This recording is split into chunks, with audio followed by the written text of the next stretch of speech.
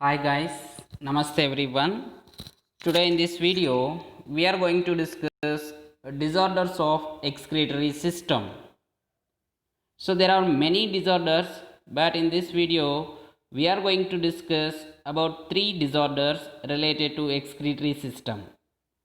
They are uremia, kidney stones and diabetes insipidus. Let us see one by one. Uremia. Uremia is the condition of our blood having more metabolic waste. So this is due to ESRD, means end stage renal disease.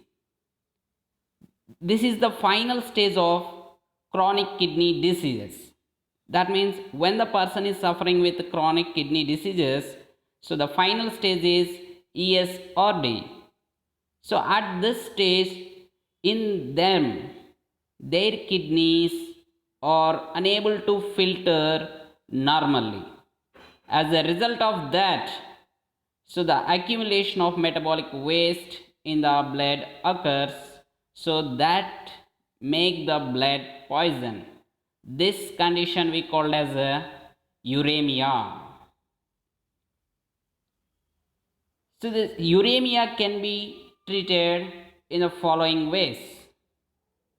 So one among them is medication. So mild uremia can be treated by using some medicines. But in severe conditions, we have to go for a next option, that is the dialysis. So this dialysis also called as a hemodialysis. Why? Because in this method, blood is filtered by using artificial kidney. That means a machine which works as kidney. That means which helps in removal of metabolic waste from the blood. So in this method, here blood is collected from the artery of the patient and it is pumped into that dialyzer machine. So before pumping this blood into the dialyzing machine from the patient, to that blood anticoagulant is added to prevent clotting of blood. So the generally used anticoagulant here is heparin.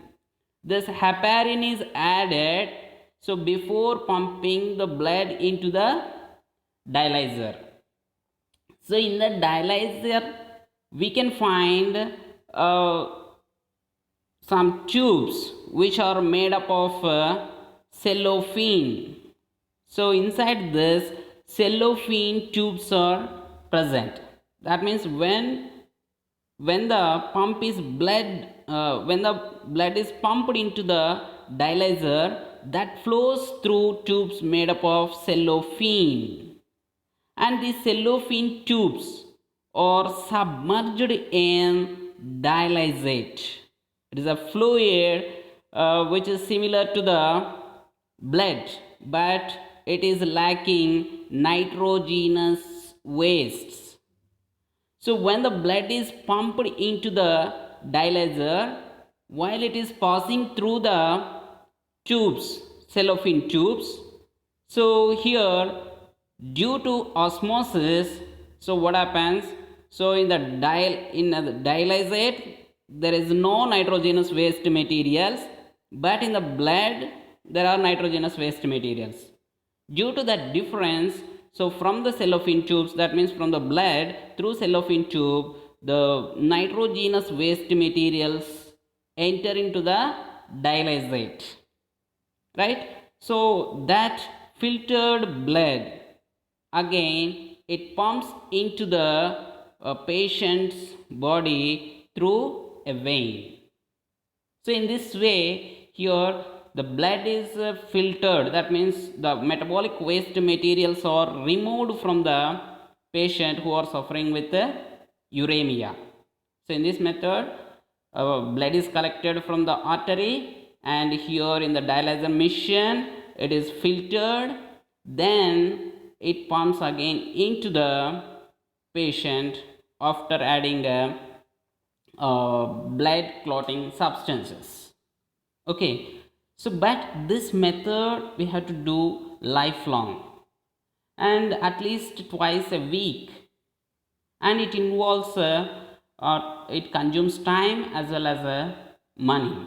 So it is not a permanent solution for uremia. So that's why nowadays we are using a permanent method, that is kidney transplantation.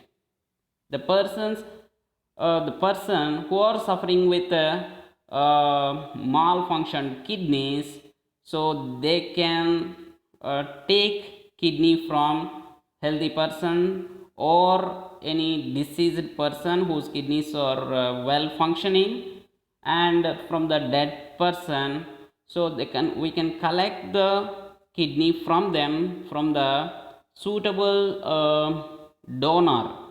From the suitable donor collecting the kidney, so they transplant in the deceased person. So these kidneys work normally. In this case, the old kidneys are not removed if they are good. That means without any infections, so the old kidneys are not removed from the body. So here the new kidney is transplanted in the lower abdomen, and all the connections will be same like old kidney.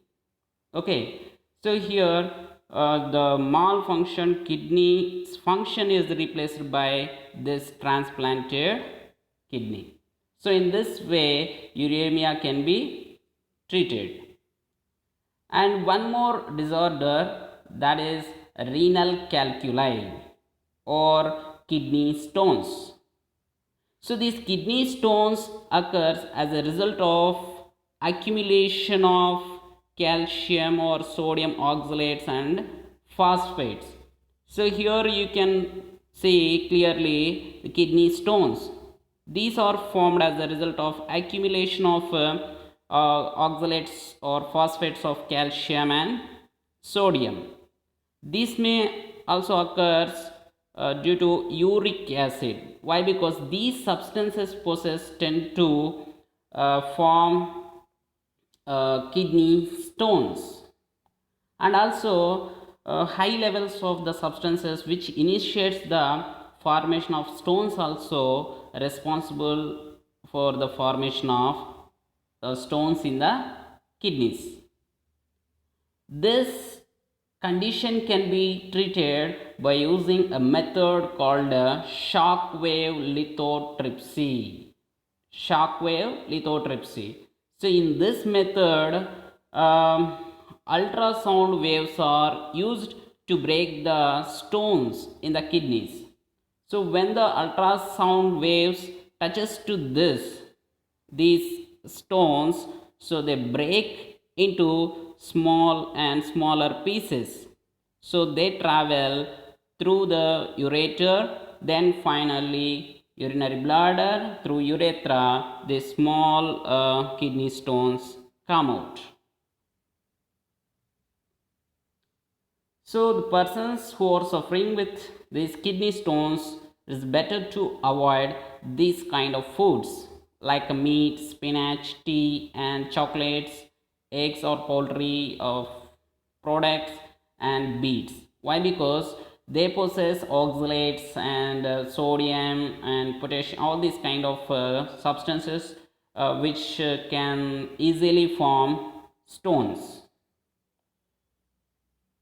And the persons who have history of stones, it is better to take citrus fruit juices, as well as taking of plenty of water can avoid the further formation of stones in the kidneys.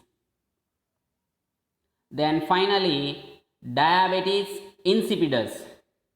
It occurs due to lack of ADH. When our body unable to produce ADH, that leads to a condition called diabetes insipidus. So we know the function of ADH helps in the reabsorption of water. Along with that, even aldosterone also helps us in the reabsorption of water and some minerals. And mainly when the ADH is not released, that leads to a condition called diuresis. Diuresis means in them they release a highly diluted urine in large quantity and frequently. So that's why in this condition, in diabetes insipidus condition, the patient suffer with highly thirst and go for urination frequently.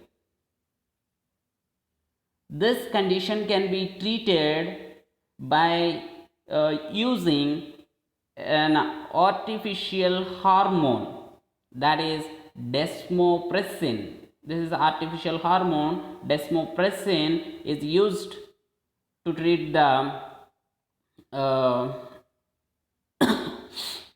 to treat diabetes insipidus. So this can be used as nasal spray, or this may be available as tablets or as injection. We can use this desmopressin and we can prevent diabetes insipidus.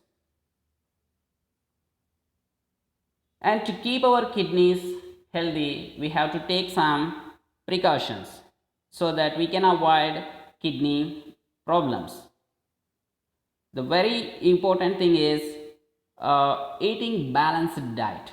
So when we take a balanced diet, that prevents many heart blood related diseases like high blood pressure, all this, so that our kidneys work normally. And drinking sufficient amount of fluids is a very important. Why? Because mainly water. So this water is universal solvent.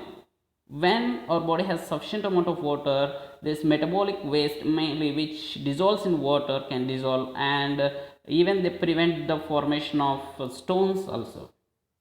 And avoiding smoking, and also avoiding taking of painkillers regularly.